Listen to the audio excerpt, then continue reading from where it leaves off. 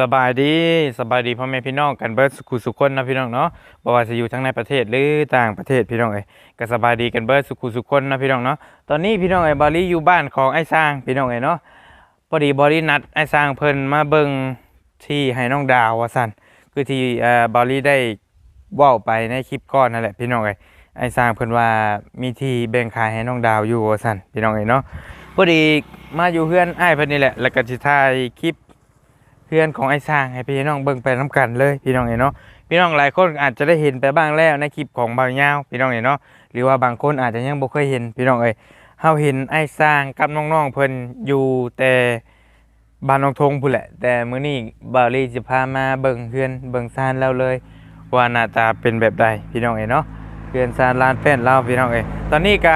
ไอ้สร้างเพิ่นกำลังเดินทางมาอยู่มาแต่หาแต่นาเพิ่นอยู่หน้าพุ่นพี่น้องโทรไปคือว่าเป็นก๊อกอยู่ว่าซั่นมีแต่ลูกสาวเพิ่นอยู่เฮือนเดี๋ยวรอให้สร้างมาจักหน่อยพี่น้องแล้วก็จะได้อันให้เราพาเบิ่งเฮือนจักเล็กจักน้อยพี่น้องเนาะโอเคไอ้สร้างเพิ่นมาแล้วพี่น้องเนาะเอ้า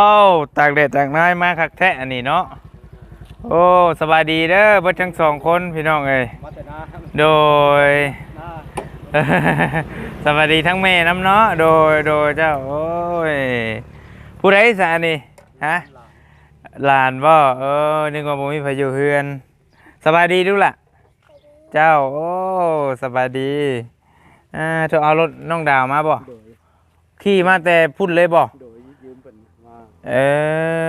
พี่น้องเอ้ยแล้วก็มาว่าจะมาเวทามมาห้ามซื้อรถเลยจากแลนด์ไปตามนี่ให้เพิ่นนั่นแหละอ๋อสิแลนเอกสารให้น้องดาวบ่เจ้าขี่มาแต่พุละสวรรค์พุละพี่น้องเอ้ยจักโลมาฮอดพี่42โลตามมึงมันตัวขึ้น42โลอ๋ออันกิโลมันน่ะบ่40กว่าโลผู้ใดพี่น้องให้มาพี่ป้าโธ่มาฮอดได้จังโมงมาบ้านประมาณ9โมงมาแต่พุ่นจังโมงออกแต่พุ่นจังโมงโมง8นะ7โมงครึ่งมาฮอดพี่9โมงโดยโอ้เดินทางกันโดนเติบพี่น้องเนาะบ่ได้เล่นไว้คือวัยรุ่นเพิ่นบ่ได้เป็นแล่นไว้คือวัยรุ่นเพิ่นว่าซั่น ไปเฮ็ดหยังอยู่นาน่ะไปเบิ่งกันลูกกันคนเข้ามัดเข้าอ๋อเกี่ยวแล้วยังเหลือแต่ปั่นบัดนี้โดยผู้ใดแซ่น่ะฮะหลาน มาอยู่นี่สบายดีดูล่ะโดยมาแต่นาบัดนี้ไกลบ่นาจันไกลเห็นนาตอนนั้นไปทางหน้ามีน้องดาวพี่บ่คนละทางบ่มีทางคนละทางก็บ่คือว่าบ่ได้โดนบ่ได้เฮาโทรกินนี่คือว่าแป๊บเดียวก็มาแล้วก็บ่ได้ไกลทางมันมีทางรถเข้าเด้ทางรถใหญ่เข้าไปได้บ่โดยฮอดอ๋อไปได้คือกันพี่น้องเอ้ยโดยพอดีแล้วระหว่างนี้เฮาสิให้ไอ้ช้างพาเบิ่งเฮือนเจ้าจักเล็กจักน้อยนึงโดยว่าเป็นจังไดเฮือนนี่เนาะพี่น้องเอ้ย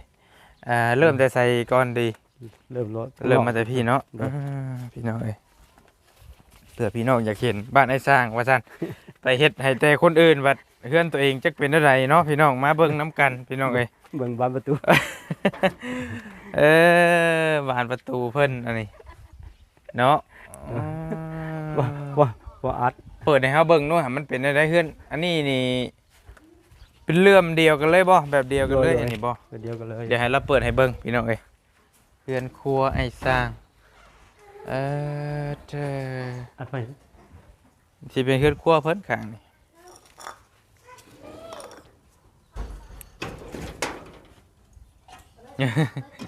ให้เราเปิดให้จักหน่อยพี่น้องอันนี้เฮือนครัวอันนี้เนาะหม่องครัวพี่น้องเอ้ยมัน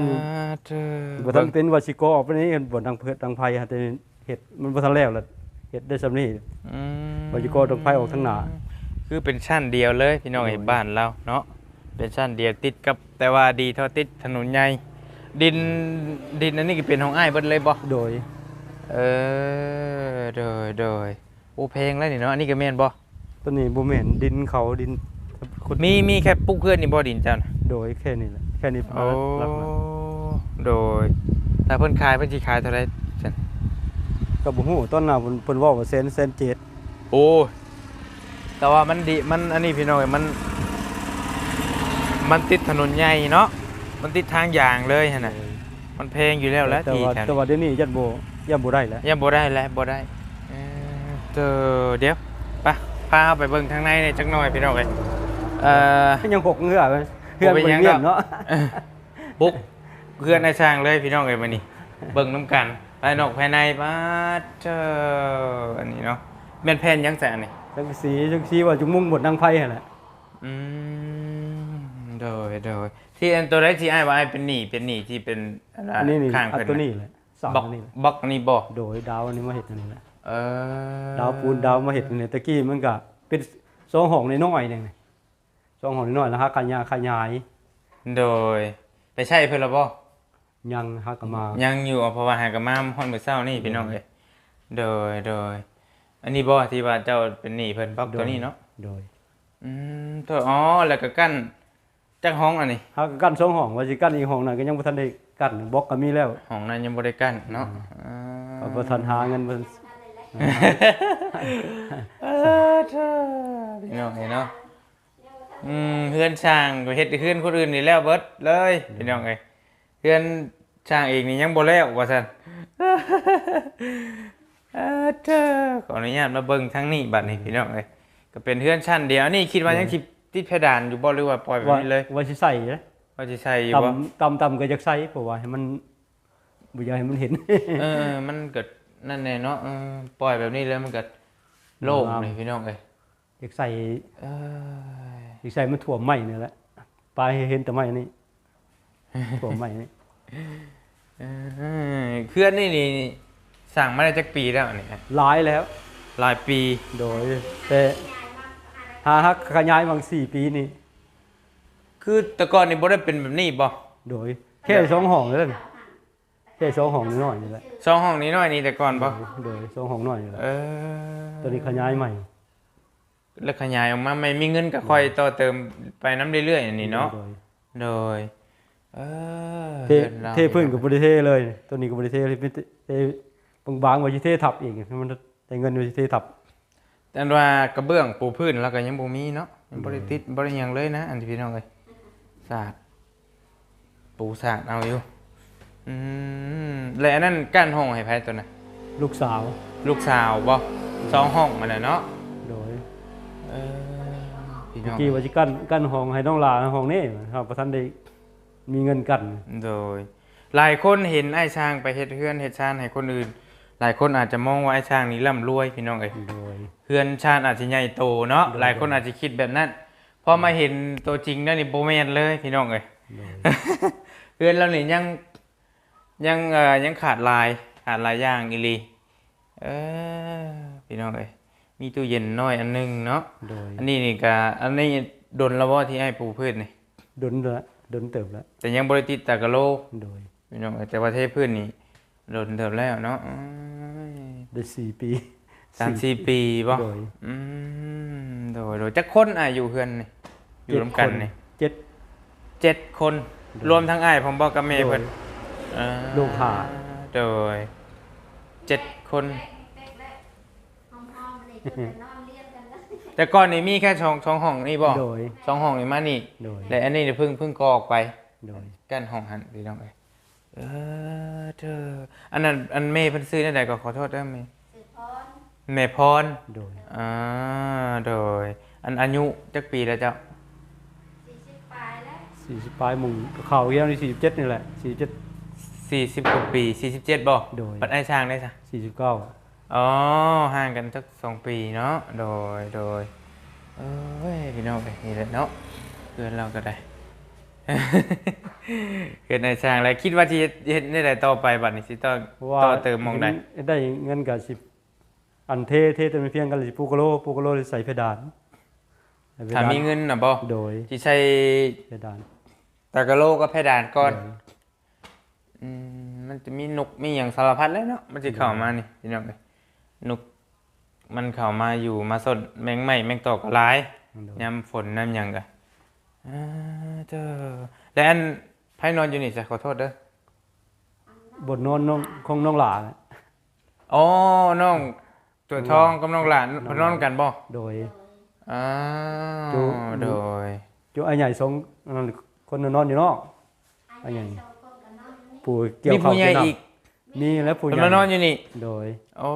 เกี่ยวข้าวเกี่ยวน้ำ พี่น้องเอ้ย สวยเกี่ยวข้าวเพิ่นแล้วเกี่ยวข้าวเกี่ยวน้ำบ่จุใหญ่สองคนนั่นแหละ โดยเอามานอนอยู่นี่เลย โดย เนาะกลางคืนนี่มานอนนี่บ่หรือว่ามีคนนอนนาบ่ อยู่นะนอนน้ำเขา ช่วงนี้นอนนาก่อนเนาะพี่น้องเอ้ยยามแรงบ่มานอนพี่บ่นอนนำกันนี่แหล้วเนาะน้องถวยทองกับน้องหลานน่ะนอนอยู่นี่ ใน พี่น้องเอ้ยเท่าหยังก็แม่เท่ากันกับเท่าจอยเป็นลูกกกบ่โดยอันว่าจักคนก่อที่อยู่นำกันนี่7คนนี่มีอันมีลูกจักคน ลูกนี่หาเนาะ ลูกหา 5คน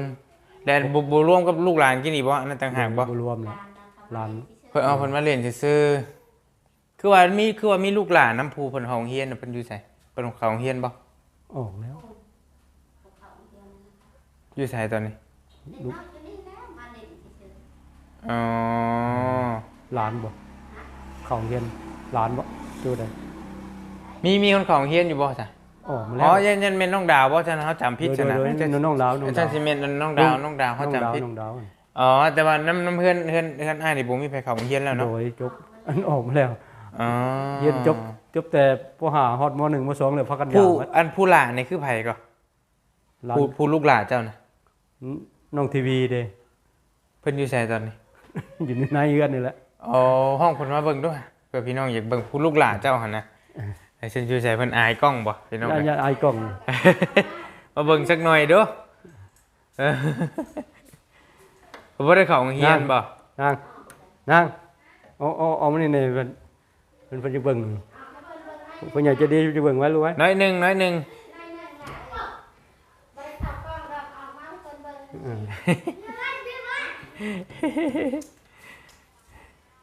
เอาผู้นั้นล้านอันนั้นเนาะ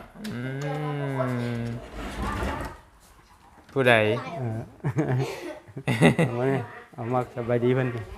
เอาละย่านเนอะ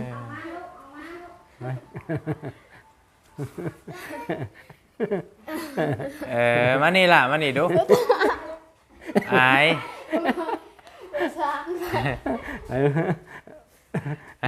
ไอ้ เพิ่นอายบ่ อะไรอาย โอ้โดยบ่เป็นหยังดอกซั่นน่ะ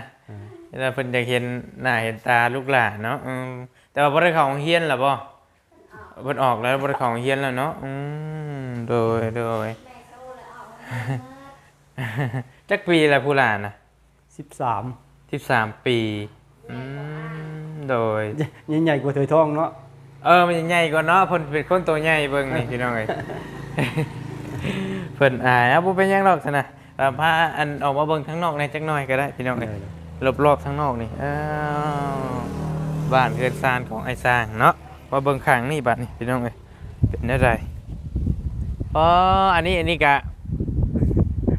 สังกะสี เข้าขี้เมียมกันแล้วเนาะ ไอ้ด้วย โอ้พี่น้องเอ้ย ตีพอขังผล ดนแล้วบ่ตีดนแล้วบ่ ตีแต่พรมเห็ดหมดแล้ว มัน มันผลพระแล้วตีพอขังผล พี่น้องเอ้ยเดือนเราแล้วก็ไปพาย่างเบิ่งทางหลังในจักหน่อยเนาะพี่น้องเอ้ยมาบุกเบิ่งเฮือนในช้างมื้อนี้พี่น้องเอ้ยเป็นอะไรเฮือนซานเรา ไม้อันนี้ก็เป็นไม้เฮือนน้องทรายเพราะว่าจะให้บนน้องดาวไปอยู่ใกล้นั่นแหละ โดย ผู้ที่ประมาณคอยกงใหม่นั่นแหละกงใหม่อยู่แถวบนละครัว ที่ว่าสิขายให้น้ำแบ่งขายน้องดาวนะบ่อยู่ใส่ ฝากเนื้อฝากถุงนาตัวนี้ไปถุงนาตัวนี้ไปเลยแม่นเลย อ๋อไปนี่บ่ โดยเห็นขี่รถก็ไปพุ่นแล้ว ขี่รถไปทางนั้น ไปทางนั้นเกี่ยว ภาคทุกหน้าพุ่นบ่ โดย อ๋อ บ้าน จังว่า ก็ได้เฮือนนึงต่อกับเพื่อนเลยจุดนั้นเลยนะใกล้ๆกันเลย แดงๆนะบ่ โดย อ๋อโอเคสนะพี่น้องจังหน่อยจังไปเบิ่งเนาะและอันว่าใช้ห้องน้ำของนายเจ้า นั่นก็ เบิ่งให้ครบพี่น้องเอ้ย โดย พาพี่พาน้องเบิ่งอ๋ออันนี้ในห้องน้ำ โดย ห้องน้ำของไอ้สร้างพี่น้องเอ้ยอืมห้องน้ำของในเราก็ยังบ่ได้นั่นเนาะ บ่ทันได้โบกทั้งนอกทั้งในเพิ่นโบกหมด ยังบ่ทันโบก โดย ม อาศัยก่อน พี่น้องเอ้ยอยู่นี่แล้วเนื้อที่เจ้านี่ฮอด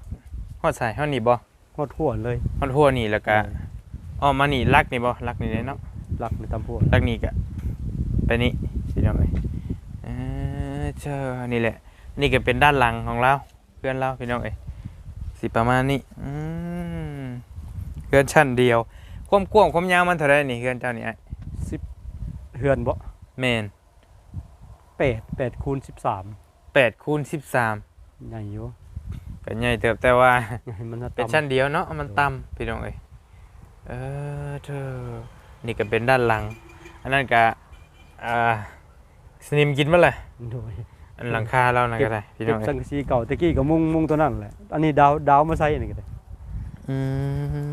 ม ส่วนหลายนี่เฮือนมีแต่ดาวมาหมดนะ ดาว มีบ่อนสด แต่ว่าที่จะว่าอย่างตัวนี้น่ะคือที่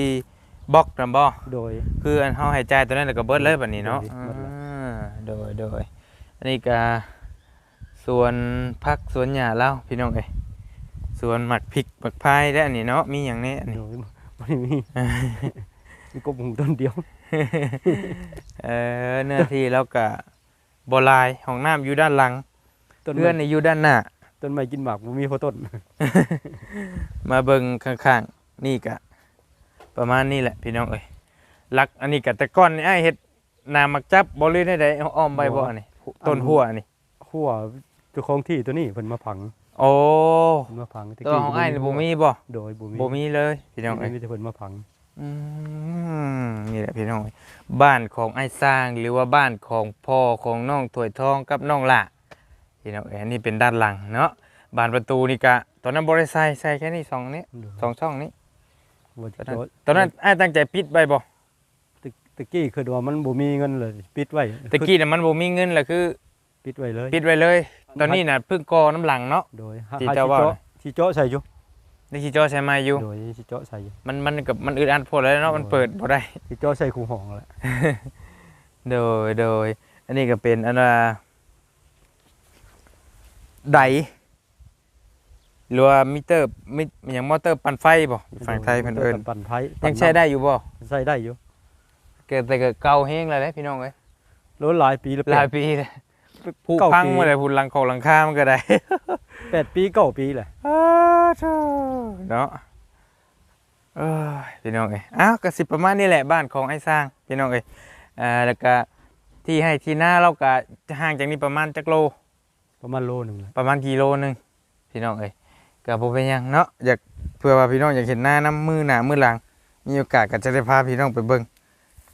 เพิ่นกำลังเกี่ยวข้าวกันอยู่ในตอนนี้เนาะ โดย โอ้พี่น้องเอ้ยยังหลายบ่เขาอยู่หน้ากันดิ เกี่ยวแล้วยังเหลือแต่ปั่น นึงเหลยแต่ปั้นบ่ โดย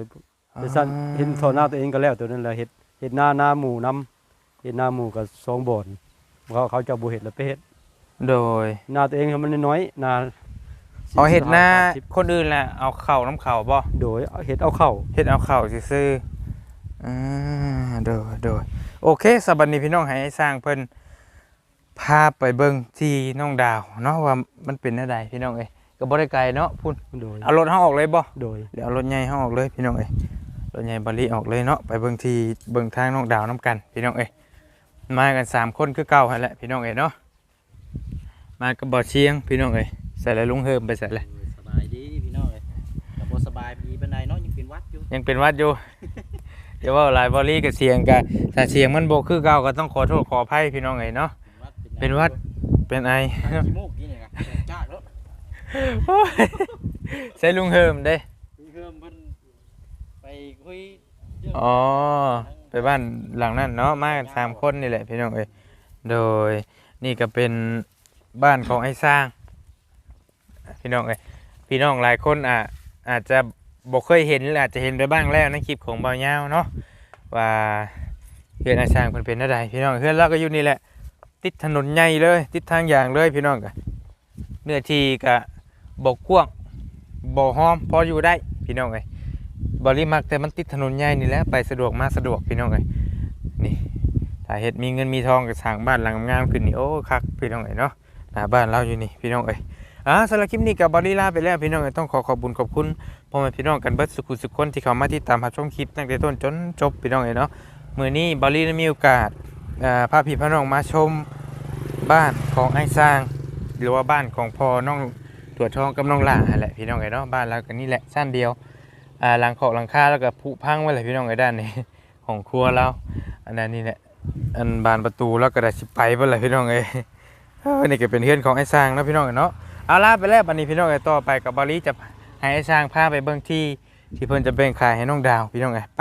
ติดตามชมนํกันนะพี่น้องเนาะสบายดีกันเบิดสุขคนพี่น้องเอ้ยบ่ว่าสิอยู่ทั้งในประเทศหรือต่างประเทศพี่น้องเอ้ยเนาะก็สบายดีกันเบิดสุขคนพี่น้องสบายดี